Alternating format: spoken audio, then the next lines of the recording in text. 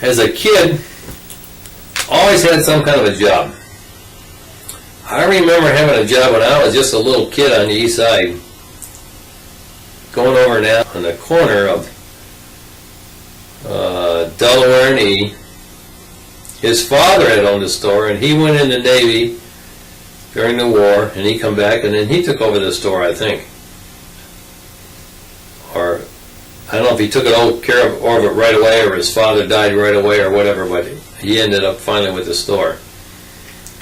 I remember going over there as a little kid to ask him for a job, and he gave me a job writing the price of things on the side of a can, on the top of cans. At that time we had a grease pencil, and we would write the price on the top of cans. They didn't have stickers and all this fancy stuff like they do nowadays, or barcodes.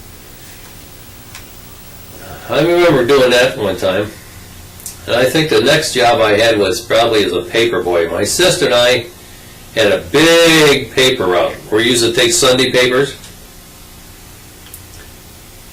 I don't know how long we had it, but I remember doing it through the spring and through the winter. I don't really remember if we did it through the summer. I was about, I don't know how old I was, not very old. My sister and I both had this paper route, and my dad used to help us sometimes in the winter if it was real cold, had a lot of snow on the ground. At that time we had I think a 37 Pontiac, and we used to load that car full of papers and take them all around. It would take I don't know, a long time to get those papers around there. I remember me and my sister, when it was spring, when it was warm, we would play around. We wouldn't get the papers at the houses like 9, 10 o'clock in the morning.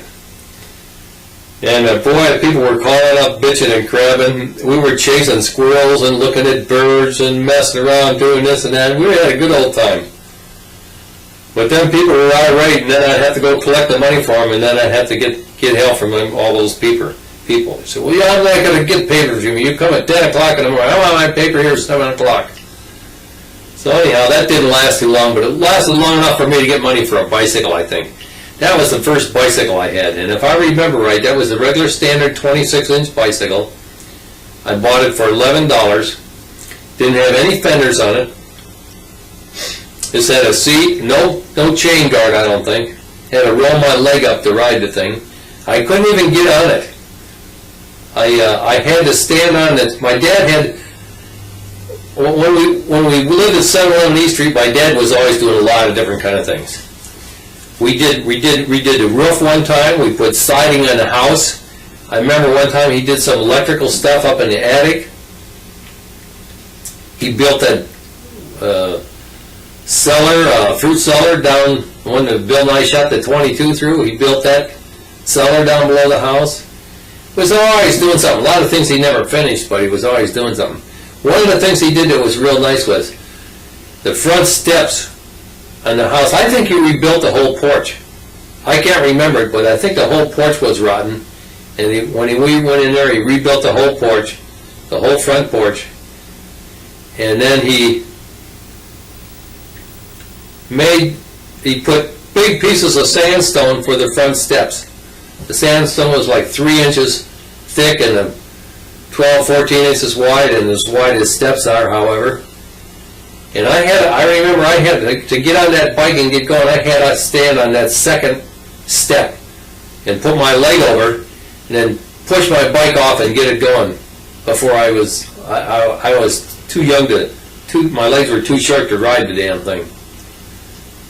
And then after that, I had a job working for Bill and I, and a whole gang from the east side had a job working for, and this guy had a potato chip company where he had a truck going around taking potato chips to bars and all that kind of places, you know. So we went in the back. He had to get the place cleaned up for some health inspections over there. So we went in, we cleaned all that place up and cleaned all that stuff up. And of course the guy paid us something. I don't know what the hell he paid us. Probably didn't pay us hardly nothing. So anyhow, I had money from them. I was about early teenager when I had that job. And then I got a job at, I got the job first. And it was being an usher at the Palace Theater which was the biggest theater uptown in Uptown Lorraine at that time, right on Broadway. And so we were still in about junior high school then, because I hadn't got a job at Fisher's. When I went to high school, then I got a job over at Fisher's, and I quit the Palace Theater, but anyhow, there was a bowling alley and a billiard hall in the bottom of it. And so I got a job setting pins in the bowling alley, and at that time, we had, they didn't have all this automatic kind of pin things they had now. We had pretty automatic because we didn't have to set them up on the floor. We had to pick them up and throw them in this machine, and then when it come time, we pulled the lever, and the machine went down and put the pins on the ground. And you set 2 alleys at once, see? So you had to watch out who was doing what, because you had to stay out of them alleys, and they were bowling the ball. They hit you with one of them pins and knock your brains out. I think that maybe that's what happened. Anyhow, I was down there one time, and these guys, some kid come in there, guy named got me that job, or introduced me to that job, just to run around. He used to live just down the street from me on Erie Avenue. So I must have got that job just after I got into high school, because we moved over to the west side, and lived in my Grandma Johnson's house. They bought my Grandma Johnson's house, or at least we moved in there. I was just about starting into high school, into the 10th grade. And so that's where I met Jim Thompson, and he's the one that was working at the bowling alley, and he got me a job down there. I used to go down there, and I'd be shooting pool all the time. I got pretty good at shooting pool. I never did shoot pool much after that, but at that time I was shooting pool pretty good. And this kid come in there, and he was stealing money out of parking meters. In the alley, in the back of the building, we had a big alley. Had a big alley back there. And this kid was stealing parking meters. Well, he was so stupid he didn't know how to use a pipe wrench. So I showed him how to use a pipe wrench, but I didn't take any of the money out of it. And anyhow, one day, here come the cops, detectives, in there.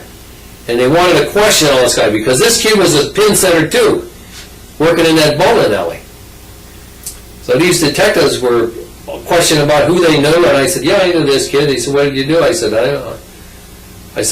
I really didn't have anything to do with him. I showed him how to use a pipe wrench. And they said, where did you show him? I said, I showed him on a pole out in the back. He said, do you mean a park meter? I said, yeah, it's what he wanted me to do. And he said, well, did you take any? I said, no, I didn't take the money. I said, I don't know what he was doing. All I know is he wanted me to know how to put a pipe wrench on that parking meter. And that's what I showed him how to do. Well, dumb me. Luckily I didn't get arrested. And then I went to the Palace Theater from there. And then from there I went to Fisher Foods as a carryout boy, and I stayed there. I got about 2 years. I worked mostly in the produce. First thing I started as a carryout boy, and then I worked mostly in the produce department, where I met Pushnitsky. Bill will laugh if you ever see this. Pushinsky, that's what they say. This guy was he was either from Pennsylvania or West Virginia, I don't know which. And he was a short, stocky, big barrel-chested guy, and he worked produce there. And he used to sing opera at the top of his lungs, down in the basement below the produce department. The basement was where we had all that extra produce. So before you put lettuce or anything up on the produce rack, you took it out of these boxes and you trimmed it off, trimmed all the bad leaves and everything off so it looked nice, cut the brown parts off, and then you put it in a little bag and twisted it around, and then you put it up on the produce rack, see?